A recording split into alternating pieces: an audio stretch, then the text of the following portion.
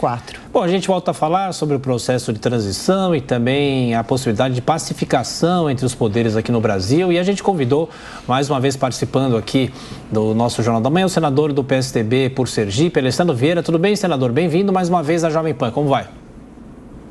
Bom dia, é um prazer estar falando com vocês. Nós que agradecemos.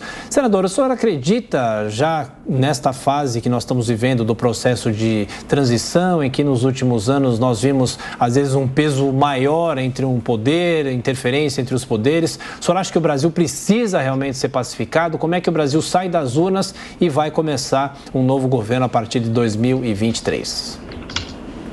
Bom, vai sair das urnas dividido, claramente dividido. Mas a gente precisa garantir agora a governabilidade, trabalhando essencialmente para que cada instituição cumpra seu papel, com rigor e com bastante respeito a limites, né? A gente teve excessos muito claros ao longo, especialmente do último ano. Isso vai ter que ser corrigido ao longo pelo menos dos próximos 6 meses, eu imagino. Pergunta agora de Diogo Schelp.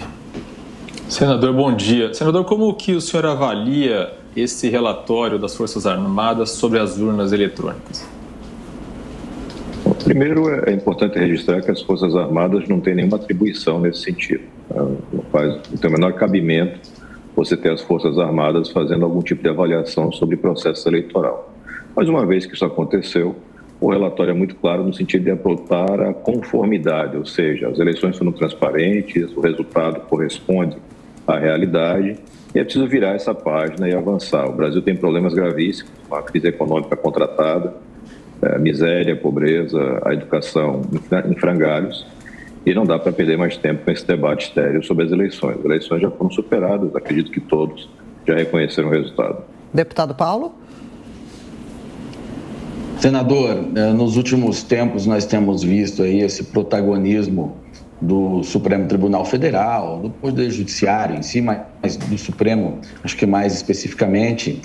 Num passado até recente, o senhor, inclusive, se manifestou a respeito, acho que chegou a falar até em impeachment de ministro do Supremo. Como o senhor vê este protagonismo, esses abusos, eles simplesmente vão parar de acontecer agora?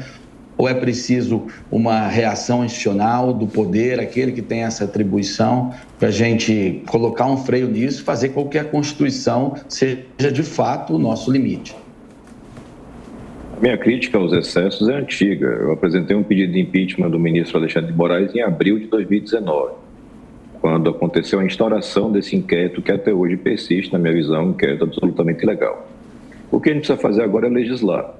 A gente tentou ao longo desses 4 anos, não conseguimos avançar mais por falta de interesse do governo Bolsonaro, mas é preciso limitar o alcance das decisões monocráticas, estabelecer o primado do colegiado e estabelecer com mais clareza limites e requisitos para a instauração de inquéritos. Você tem na Constituição um sistema inquisitorial, ou seja, o Ministério Público tem que participar, e nesse último caso a gente tem um inquérito, processo que atua sem qualquer tipo de limite, e sob comando, com mão de ferro, do ministro Alexandre de Moraes. A gente não pode validar nenhum tipo de abuso ou excesso. Isso é perigoso, porque se hoje atende a determinado grupo político, pode muito bem, a qualquer instante, se virar contra ele mesmo. Acredito que vai ser possível amadurecer essa ideia ao longo do ano 2023 e ter a votação de PECs que façam essas limitações, respeitando a autonomia do judiciário, mas colocando tudo com mais transparência e equilíbrio. Senador, a pergunta agora é de Roberto Mota. Bom dia, senador. Algumas pessoas falam sobre pacificação do país, mas o país não está em guerra, nem guerra entre pessoas, nem guerra entre poderes. O que está acontecendo agora é uma reação de boa parte da sociedade ao que ela percebe como decisões ilegais ou inconstitucionais. Qual é a sua visão sobre isso?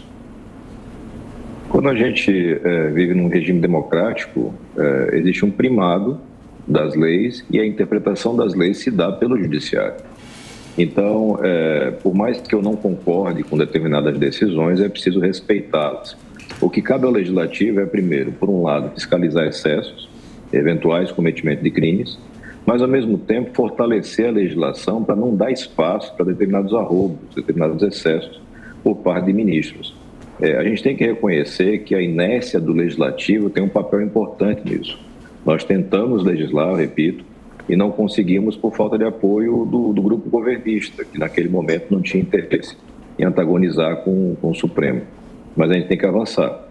Eu não posso permitir que um magistrado unilateralmente suspenda a vontade de todo o Congresso Nacional e do Executivo e sequer leve a julgamento a liminar. Nós temos liminares e pedidos de vista que se arrastam por 5, 6 anos. Isso é inaceitável. Então a gente vai ter que encontrar um ponto de equilíbrio nisso e acredito que o ano de 23 é o ano certo para fazer. E, senador, a gente tem acompanhado nesses últimos dias as primeiras movimentações do novo governo eleito, parcerias, apoios sendo costurados. Como o senhor imagina a nova formação do Senado e também a participação do senhor nesse novo formato no ano que vem, assim como do partido do senhor, o PSDB? O PSDB deve manter uma postura de independência. A gente vai atuar para dar governabilidade, como sempre teve, uma postura muito séria e serena, mas sem fazer parte do governo e sem aceitar qualquer tipo de excesso.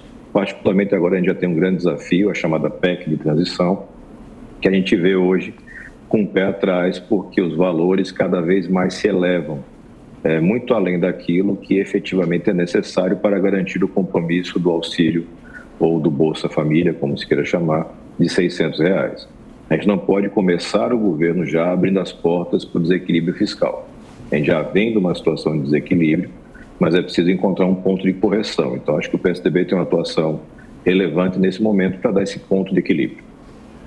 Senador, uma última pergunta. Qual deve ser a primeira reforma estrutural que o Brasil deve fazer já a partir de 2023? A reforma política, a reforma tributária, a reforma administrativa? O que o senhor acha que é possível fazer já no primeiro ano do futuro governo?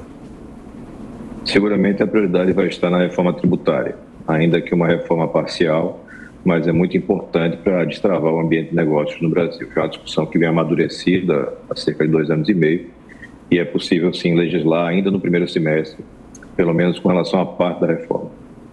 Senador Alessandro Vieira, do PSDB, mais uma vez obrigado pela atenção, pela gentileza, bom trabalho, até a próxima. Até a próxima.